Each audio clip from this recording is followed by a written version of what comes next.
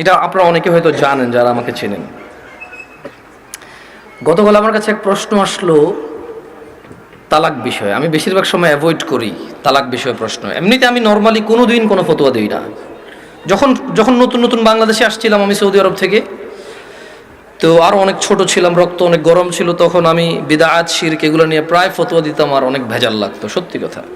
আল্লাহ আমাকে আশ্রয় দিয়েছে। পরে আমার ওস্তাদরা বড়রা যারা আছে তারা আমাকে বললো যে জামশেদ তুমি ফতোয়া দিও না, কোরআন সুন্নাহ থেকে মানুষকে তুমি আহ্বান করো, ভালোর দিকে ডাকো, মন্দর দিকে নিষেধ করো, আল্লাহ তোমাকে যতটুকু তৌফিক দিয়েছে। ফতোয়া অনেক বিস্তর বিষয়, অনেক সিচুয়েশনের উপরে ফতোয়া চেঞ্জ হয়। দেখা যায় একই বিষয়, মানে সাবজেক্ট এক, পরিস্থিতিতে দুই রকম অ্যান্সার হয়। সে তোমার এখনো সেই প্রজ্ঞা যদি না হয় তুমি দিও না, আর প্রজ্ঞা হলে দিও। তা আমি ওনাদের কথা চিন্তা করেছি যে আমার সেই প্রজ্ঞা হয়নি যে আমি দিব। কারণ এখানে হানাফিরা বলে যে একসাথে 3 তালাক দিলে হয়ে যায়, আর শাফি হাম্বালিরা বলে যে যতবারই তালাক দেয় একবার। এখন যারা হানাফি নিজেদেরকে বলে ওনারাও কিছু দলাইল পেশ করে, আর যারা শাফি মালাকি আছে বা আহলে হাদিস সালাফি আছে তারাও সূরা বাকারার মধ্যে যেমন আত-তালাকু মাররাতান, তালাক 2 বার, মানে 2 দফায়, এভাবে দিয়ে বলে। তো আমি চিন্তা করছি এটা বড়দের বিষয়। কার বিষয়?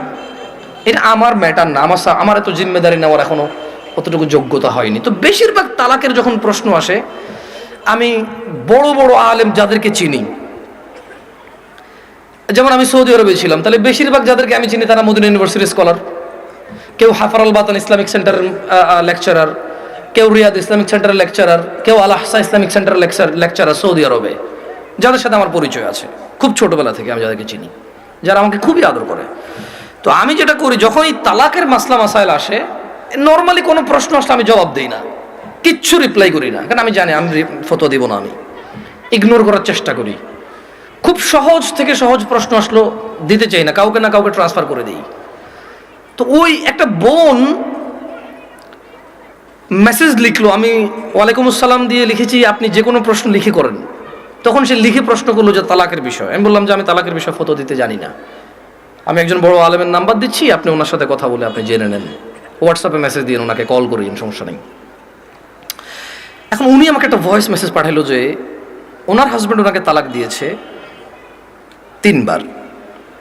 এখন উনি নানা হুজুরের কাছে গিয়েছে যে উনি এখন এই স্বামীর ঘর করতে পারবে কিনা। ওনার স্বামী অনুতপ্ত, উনিও অনুতপ্ত। আমার বোনরা শুনছে তো না? আমার বোনরা শুনছে তো? বিবাহিত ভাইরা শুনছেন তো? তোমরা অবিবাহিতরা শুনছো তো? আমি তোমাদেরকে আজকে এমন এক গল্প শোনাচ্ছি গতকালের, যেটা তোমার সারা জীবনের শিক্ষণীয় হতে পারে। আর আজকের দিনে আমি বিলিভ করি, যদি আমি এরপর আর একটা বক্তব্য না দিই, একটা হাদিস, একটা আয়াত না বলে, যদি ওয়াখির দাওয়ানা আলহামদুলিল্লাহি রাব্বিল আলামিন বলে চলে যাই, আমার এখানে আসা সার্থক। যদি তোমরা বুঝতে পারো আমার কথা, তোমরা মনোযোগ দিয়ে শোনো।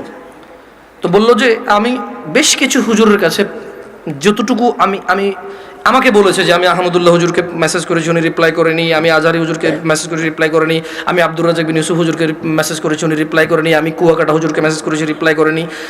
আপনি জামশেদ মজুমদারের ফেসবুকে মেসেজ করেছি, রিপ্লাই করেননি। এর মধ্যে কেউ রিপ্লাই দেয়নি। আপনি আমাকে ওয়ালাইকুম আসসালাম রিপ্লাই দিয়েছেন হোয়াটসঅ্যাপে মেসেজ দেওয়াতে। আমাকে একজন হুজুর বলল আমি আমার স্বামীর সাথে থাকতে পারবো একটা হারাম কাজের মাধ্যমে। কি কাজের মাধ্যমে? হারাম কাজের মাধ্যমে।